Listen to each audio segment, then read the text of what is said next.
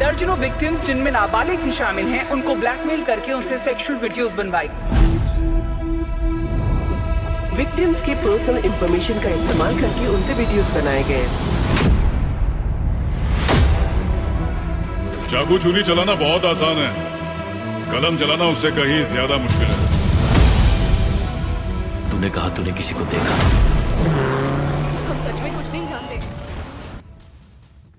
Hello दोस्तों, मैं हूं प्रकाश विश्वकर्मा। स्वागत है आप सभी का बॉलीग्रैड स्टूडियोज में। एक अंपायर खड़ा करना कोई आसान काम नहीं है। अगर आप एकदम छोटे से घर से ताल्लुक रखते हैं और आपको अपना एम्पायर खड़ा करना है तो उसके लिए कितनी मेहनत और कितना जज्बा लगता है, ये तो हम सब जानते ही हैं। जॉर्ज रेमस के साथ भी कुछ ऐसा ही हुआ था।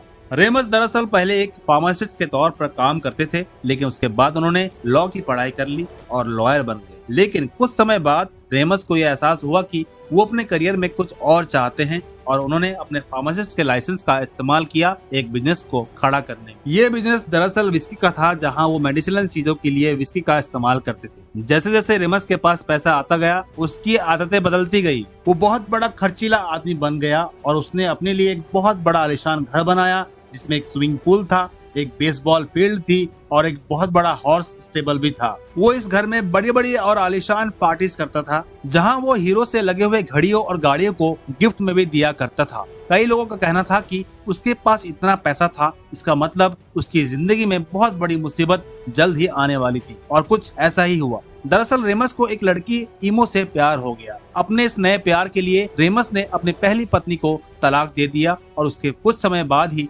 रेमस और ईमो ने शादी कर ली और वो दोनों एक साथ अमेरिका का सबसे बड़ा अल्कोहल बिजनेस एम्पायर चलाने लग गए। लेकिन रीम्स को कुछ समय बाद अरेस्ट कर लिया गया, क्योंकि वो इस विस्की को बिना किसी दवाई के सामान के लिए यानी कि बेचने के लिए खरीदने लगा था। ये इसकी बहुत बड़ी गलती थी। जब उसको अरेस्ट किया गया तो रेमस ने अपने वकील को चूज करने का हक अपनी बीवी ईमो को दिया। इसके बाद उसने दूसरी बड़ी गलती तब की जब उसने जेल में अपने एक साथी फ्रैंक को ये बता दिया कि दरअसल उसकी पत्नी ईमो ही उसके सारे एम्पायर और सारे पैसों के बारे में जानती है और सब उसके हाथ में। ये फ्रैंक दरअसल एक अंडरकवर FBI एजेंट था, जो जैसे ही जेल से निकला तो उसने ईमो को अपने प्यार में फंसाया और रेमस के सारे पैसे उड़ा दिए और सब बेच दिया। जैसे ही रेमस को ये बात पता चली तो उसे इतना गुस्सा और जेल से बाहर निकलते ही उसने ईमो को इसके बारे में काफी डांटा। उसको और भी गुस्सा तब आया जब ईमो ने उससे डाइवोर्स देने के लिए केस फाइल कर दिया। जैसे ही उसे ये पता चला